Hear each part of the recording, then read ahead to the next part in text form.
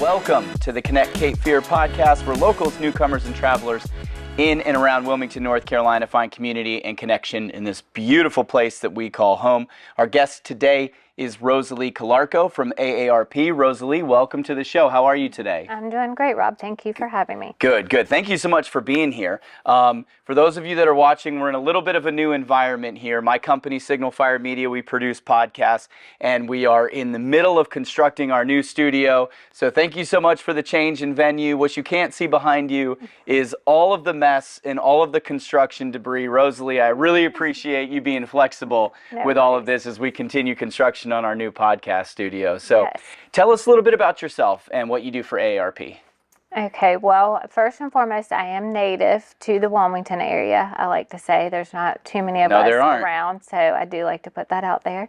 But for AARP, my title is Associate State Director of Advocacy and Outreach for the coastal region of North Carolina. So basically I cover what would be obviously the Cape Fear area, but then we go Outer Banks all the way down to Lake Carolina shores. So mainly the counties in that area, it's about 33 counties. So what people don't realize about AARP is that we're more than just insurance and like discounts on benefits. A lot of the stuff that we do locally is really a focus on caregiving resources, education around fraud and scams, but also a lot of things around living, like healthy aging and aging in place kind of things, and just making sure communities are more age friendly in a sense. Yeah, I'm glad, and I want to dive into that a little bit more, because when I kind of started seeing the emails come across from Jenna and Judy at Connect Cape Fear, and I saw AARP in your email, I'm like, I know what AARP is known for, right? For like senior benefits, insurance, like great discounts, but the advocacy side of things and the awareness and information and stuff that y'all do is a really important part of what AARP does. Can you talk a little bit more about that? Yes. So you're correct. We are a membership organization. So we have roughly in North Carolina, we probably have about 1 million plus members. Wow. But nationwide, one of the really cool things that I like is what people don't realize is we have a huge veterans arm piece to AARP. So we have roughly 6 million members who are veterans. Wow. And one of the cool things about my job, because our state has a huge veterans population, particularly in the coastal area, is I really get to talk a lot about the resources that AARP provides to veterans. And one of those happens to be caregiving. So a lot of the stuff that we do for caregiving is prepare to care, which is preparing people to be caregivers, especially if you weren't someone who was in a family situation where your parents were caring for a grandparent, or you might find yourself that your spouse has early onset dementia or Alzheimer's or things like that. So really helping people prepare for that caregiver journey and then connecting them to resources locally that can help them as well. So that's one of our biggest things. It is National Caregiver Month, so we really do promote a lot of that. But on an advocacy level, one of the biggest things that AARP is advocating for is for a caregiver tax credit, which ultimately there's millions of unpaid dollars for caregivers. So we are really trying to push looking out for our caregivers as a whole. Yeah, that's a full-time job sometimes to be a caregiver, and people don't always have long-term care insurance, or they don't have the support of the VA or any of those other things, those gaps. So people will leave the workforce to be caregivers, and that could be incredibly difficult on somebody. So a tax break, a tax incentive, something like that has got to be some help that we can provide at a state or a federal level. Talk a little bit about that. So do you get in and actually do that advocacy work? We do some advocacy work. We really try very hard to have a good relationship. For instance, in my region that I cover, it's the 1st Congressional District, the 3rd Congressional District, and the 7th Congressional District. So we try to do a lot of getting to know the staff members in those offices so that we're able to provide them with our resources. So when they have constituents who are calling them for different things, particularly veterans, that if they're not able to help them on a federal or state level, they can at least say, well, there's these resources over here that can help you. But then mainly just making sure that our members are like aware of the amount of like caregivers there are and the amount of unpaid leave that they take to be caregivers and what it looks like to really be advocating for those folks. Yeah, it's a I don't, maybe not an issue, but a growing concern, right? We 10,000 baby boomers turn 65 every day right now. The largest cohort of our population to date is coming into maturity. And I think within the veteran community in particular too, yeah, like that generation's all the Vietnam generation. I'm dealing with it with my dad right now, where a lot of Agent Orange exposure is kind of fast tracking some of those things that we would expect to see in his 80s or 90s with, heart problems, what's it called? Like atrophy in the muscles and stuff. Neuropathy. Yeah, neuropathy. Thank you. And then like some dementia symptoms and stuff, all from the exposures from when he was in the military. So that crowd in particular is going to need long-term care or caregivers faster than probably the people that didn't have all those exposures to those things that were in Vietnam. Are y'all seeing that too? Yes. Is that a gut check that's an actual can be supported by data? Yes, can be supported by data. Yeah. Yes. So, and I mean the Vietnam veteran population really is going to be that next era of war veteran group that somewhat hits on our age demographic. I mean, as a whole in our state, the highest population like that we see age-wise is 65 plus. So one unique thing about our state is we're 8th in the country for veterans population, but we're also 8th in the country for 65 plus population. So again, like you said, that number of baby boomers retiring, so it really is our age demographic. AARP has always been known to be 50 plus,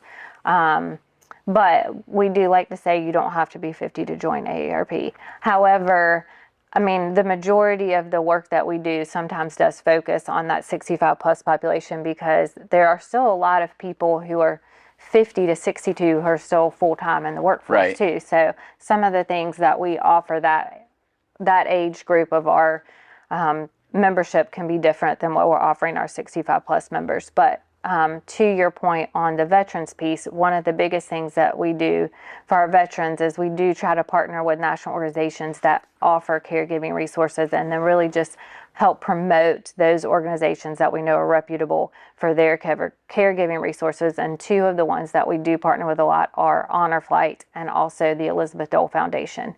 Elizabeth Dole Foundation is very big on what we consider the hidden heroes, which are the caregivers of our veterans. And so they do a lot for caregiving. Yeah, I would say, I love that term, hidden heroes. I think is great. Like my mom is doing it with my dad, my wife and I. My wife is an FNP, so thank God we have somebody that's medical there that can help with it and really like can tell us what we can and can't do. But like caregivers don't get recognition. And it's hard work. It's really difficult, especially if you're providing care to somebody that, like for me in my particular instance, like my dad, giant of a human being, like just career and life just was like really, really big. And then to see him decline is not only physically taxing, but emotionally taxing too as well. So being able to give those people some kind of resources, I think is not even just resource, but like credit. It's somebody to wrap your arm around and say, like, we can do this together and give them some support is absolutely necessary. One of the other programs that we partner with locally is with the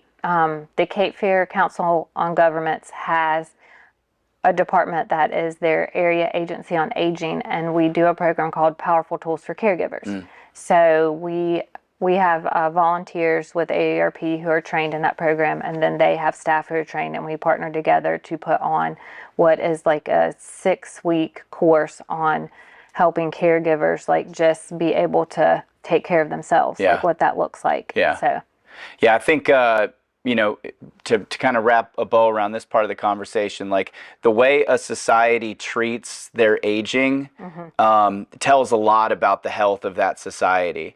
So the fact that places like AARP, you mentioned Honor Flight, love Honor Flight. Like, I'm trying to get mom and dad on the next one. Oh, for here. Because, and it's Ruth, I can't remember Ruth her last Smith. name, Ruth Smith, that runs it. So just a great local is. nonprofit, something absolutely worth supporting. And the veterans that go on it love it. Like, a chance to go to Washington, D.C. and march around the Smithsonian and see the Iwo Jima or Vietnam War Memorial. Like, for my dad, that's everything. Like, so just that one day, just an incredible thing to be able to offer to our aging population, offer to our senior citizens, then provide some support for the people that are taking care of them too as well. Well, and something similar but different that AARP does is we have a program, I'll talk about it because we're promoting it right now since it is November, is our Wish of a Lifetime.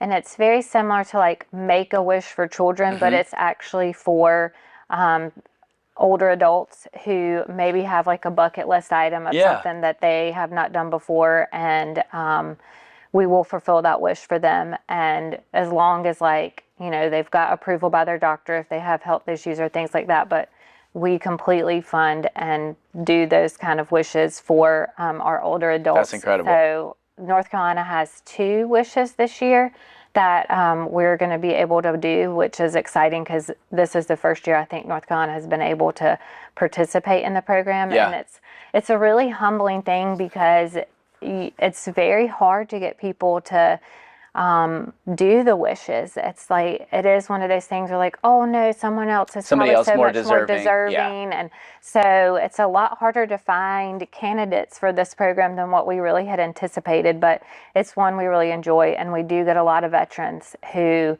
want to be able to either go back to places where they serve, or they might have something related to their time of service that's been really great to be able to do. Do you have details on the 2 wishes that y'all are granting this year? Do you know what the I'm trying to remember. circumstances we are? literally just spoke about it, and I cannot. And I want to say one of them is a veteran, but I cannot remember if we have a AARP as a whole in our state has a military family and military veterans families advisory council that is statewide. Okay. And so we had our Wish of a Lifetime staff person that we work with at AARP come and speak about it because we're really trying to highlight the 5 branches. And so I want to say that the ones we have in North Carolina are veterans, but I could totally be off. If you need a film crew to chase it down, I'm happy to do it. Okay, That would be, we'll let you know. like, I don't know if you saw that movie Bucket List with Jack Nicholson and Morgan Freeman in it, but like, I think it's an amazing thing to do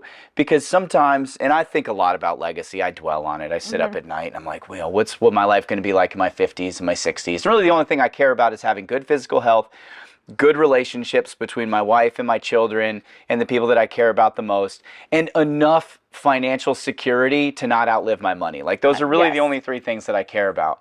But then I also think about, like, you get to that point in your life where you have some of those unfulfilled dreams and wishes, like things that you want to do. Like, it's always been a goal of mine to climb Mount Everest. I probably will never do it. It's like Don't 30. say never. Yeah, I'm not going to say it. It's like $35,000 to do it, and this was like pre-COVID days, so it's probably $50,000 or so to do it now. But like, to be able to get to the end of a lifetime and then have somebody go, if there's one last thing that you want to do, you know, before you're physically unable to do it, like, we got it. Like, that's so cool. I think that's such an awesome thing that y'all are doing. One of the things that they did that was unique was they did have a candidate who they wanted to travel somewhere, but they were not physically able, so Wish of a Lifetime came in and created this like scenario that would be like a replica of what it would have been like to actually physically do it to meet the need of their health issue that they couldn't do it, which I thought was really cool that they still provided an opportunity that was a similar experience to what the person really wanted to do. Right. But another area that you were talking about, financial security, that is another component that AARP is really big on, is making sure that people don't outlive their retirement or their savings. And so one of the things that we're working on in North Carolina is a program called Work and Save. And it really is focused on small business owners and entrepreneurs who don't necessarily have the means to be able to provide like 401k to their employees or for themselves. So we've really been advocating on this particular bill that would allow for businesses to buy in to this program that would provide retirement for their employees and themselves. So smart. Yes. So smart. I own small businesses, and it's hard for a small business owner to compete with bigger businesses that have those kind of retirement benefits. And Yes. we'll see people, you'll lose good people regularly because they need a benefits package, and they're thinking, younger people that are entering the workforce are thinking long term, and they're like, I'm not retiring right now, and I really feel like I should be retiring, and my employer can't offer it because it's too expensive for small businesses. Yes. As it is. So what's the outlook on that? Or is that like, are there good feelings that something like that could get done, or how's the logistics of it work? Logistically, I mean, we have a great champion with Representative Lowry out of Robeson County, who has very invested in this particular program, and so he's done a great job of promoting and trying to get other state representatives to sign on. But one of our biggest pushes is really just to have our, like, when we go talk to Chambers of Commerce or like the Small Business Coalition or just other small businesses, that they see the need for it, so they are also reaching out to their representatives to say there is a need and we want you to support this bill, kind of a thing. That's kind of a push. That's going to be one of our biggest legislative priorities for the upcoming year. And then on a federal level, Social Security is one that we're always going to push to advocate for, to make sure that, our members still get the Social Security that they paid into, they earned it, and, deserve to have that. So I'm floored, Rosalie. We're 15 minutes into this conversation, and you told me like 10 things that I had no idea AARP did. yes. Well, I mean, a lot of it is just, we are local, we are in your neighborhood, and like just helping people understand that we offer more than just, I can get a discount on my insurance here, or, they help with like Medicare, like supplements or things like that. That's on a national level and such a separate entity of AARP as a whole. Whereas for us, we just want to make sure that we are providing and connecting people with resources that are beneficial to them and help them to age well too. Like, we want people to be able to live the quality of life that they want to live. And just making sure that our resources are always free as well. Like, you don't have to be a member to get our resources. We always want to provide our resources to people for free. And so that really we are just helping our 50 plus, communities, members and things to just live a better life. So is that kind of like your primary objective with your role, is to create that awareness here locally of all of those resources that exist to people? But the other thing that we don't always talk about is what we like to call the good life, right? Like, people want to be in their good life, and we found the need for people to still be socially connected and be doing things. And I have found that with the baby boomers, that is a population of people who it is very hard for them to just retire, and what it looks like when you are career driven. So we also provide plenty of opportunities to volunteer. So we have a lot of a volunteer base. I mean, our whole organization is volunteer run. Like, in our state, we have about 500 volunteers who are out there educating on whether it be like brain health or fraud and scams, or, what our veteran resources are. Or we have a lot of advocacy volunteers who are meeting with their like state reps or their members of Congress to kind of advocate on our legislation that we're promoting. So we provide a lot of different opportunities, and it helps people still feel connected, right? But two of the biggest volunteer opportunities that we do here that I love and our volunteers love, because it does provide meaning, is once a month we partner with the food bank right here to pack the senior boxes for the seniors in our community that those boxes go to. So they pack, our team of volunteers, it's probably 12 to 15 people. They pack about 400, 500 boxes in a 3-hour period. Wow. And we know that is going to the seniors in our community. And then a recent opportunity that we started is there is a community garden between 29th and 30th Street. Have you ever been at the Rosalie Farms? Yeah. Yes. And you would never know it exists. I know. But it's a food desert over there. Yeah. And so we have started volunteering over there, particularly once the school year starts, because a lot of the people who volunteer with them are like families and school children. So once the school year starts, they're low on volunteers. But what we help them like plant and grow and harvest, we've donated to a local food pantry off of Kerr Avenue called Bread for Life. Okay. And they have seniors